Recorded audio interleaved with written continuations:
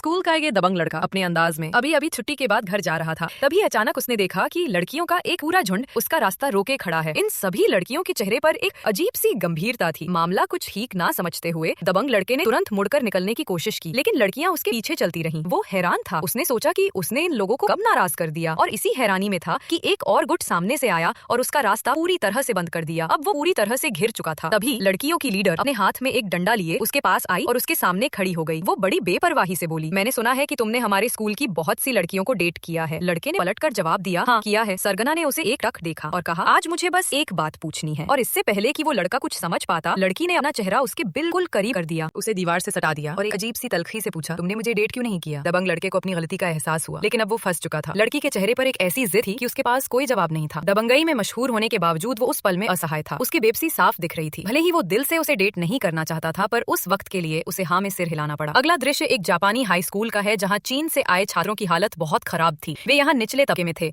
और जापानियों द्वारा उन्हें अक्सर प्रताड़ित किया जाता था। यहाँ तक कि अगर कोई चीनी छात्र गलती से किसी जापानी छात्र से टकरा भी जाता तो उसे तुरंत बुरा भला कहा जाता। एक चीनी छात्र गलती से एक जापानी छात्र से टकराता है और तुरंत उसे अपमान सहना पड़ता है। देखकर नहीं चल सका क्या, बेवकूफ? जापानी छात्र अपनी बड़ी संख्या और रुतबे के घमंड में उन्हें लगातार धमकाते और नीचा दिखाते थे। और दुख की बात ये थी कि कुछ चीनी छात्र भी अपने ही लोगों को धमकाने में उन जापानी छात्रों का साथ देते थे। इस तरह अपने ही देश के लोगों को खुद पर जुल्म ढाते देकर उस छात्र को गुस्सा आया, लेकिन वो कुछ नहीं कर सका और मजबूरी में बस माफ करना कह पाया। लेकिन अपने ही लोगों और जापानियों से हो रहे इस अत्याचार का अंत तब हुआ जब स्कूल में एक नया ट्रांसफर छात्र आया। नया छात्र, जिसका नाम जिन हाओ था, आते ही पूरी तरह से छा गया। उसके इरादे साफ थे। एक लड़ाई में उसने अपने प्रतिद्वंदी को जमीन पर पटक दिया और चिल्लाया, चीनी लोग! फिर दहाड़ कर बोला, चीनी लोगों को मत मारो। जापानी छात्रों ने उसे खुलेआम चुनौती दी। जिन हाओ ने उनकी चुनौती स्वीकार की और उन्हें खंडहर पड़ी फैक्ट्री में बुलाया। वो उन घमंडी जापानी छात्रों को सबक सिखाना चाहता था। जिन हाओ और उसका साथ देने वाले लड़के सभी काले स्कूल यूनिफॉर्म में अपने अपने डंडे लिए हुए उस वीरान जगह की ओर तेजी से बढ़ चले। अब ये सिर्फ एक लड़ाई नहीं थी, बल्कि न्याय और आत्मसम्मान की लड़ाई थी, और जिन हाओ इसमें पीछे हटने वाला नहीं था। अगला भाग देखने के लिए सब्सक्राइब करें।